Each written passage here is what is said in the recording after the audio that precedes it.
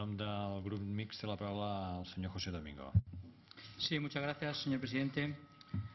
Muchas gracias, señor Mauri, por su intervención. Cuando realicé mi intervención en el debate de totalidad, hice expresa mención a la desproporción del régimen sancionador en el proyecto de ley. En legislación comparada con otras comunidades autónomas no hay ningún régimen sancionador tan duro como el que se contempla en el proyecto de ley. En este sentido, me gustaría saber su opinión sobre un mandato de la ley, que es el de la obligación de denunciar que impone a los consumidores. Tampoco lo conozco en ningún otro cuerpo normativo, es decir, que se establezca como obligación del consumidor la denuncia. Un segundo aspecto, ha hablado de la necesidad de adaptar la norma. Efectivamente, la disposición transitoria segunda, creo que establece un marco de 6 meses para…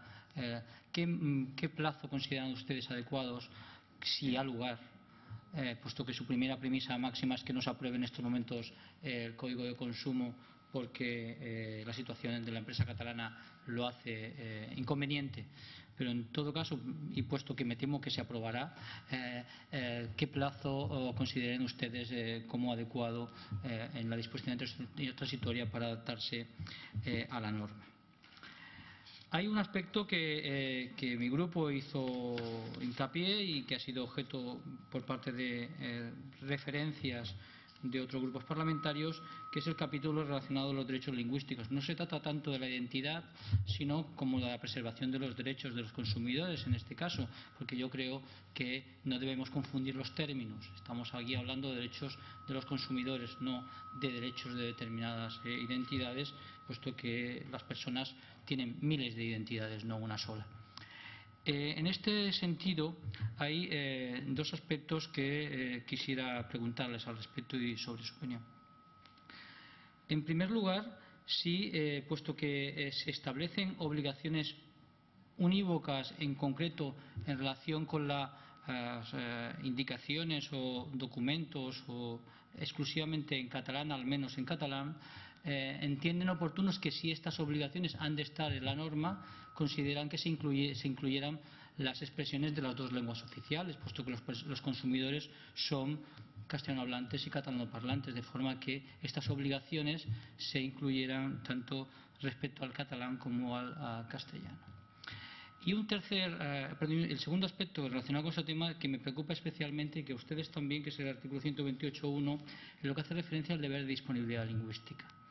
Porque la gran empresa a lo mejor no tiene tanta preocupación por este deber de disponibilidad lingüística.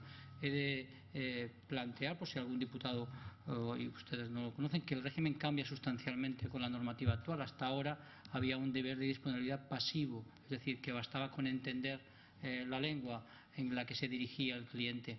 A partir de la norma es un deber de disponibilidad activo, es decir, que no solamente hay que entenderlo, sino además atenderle en la lengua, tanto oral como escrita. Esto supone, en el caso de pequeñas empresas, un problema añadido en muchos casos, puesto que a lo mejor no tienen conocimientos lingüísticos las personas que están al frente de las empresas de las dos lenguas de Cataluña o de una de ellas. En este caso, eso conlleva la aplicación del régimen sancionador y multas lingüísticas, que pueden llegar incluso al cierre cautelar de la empresa en su caso.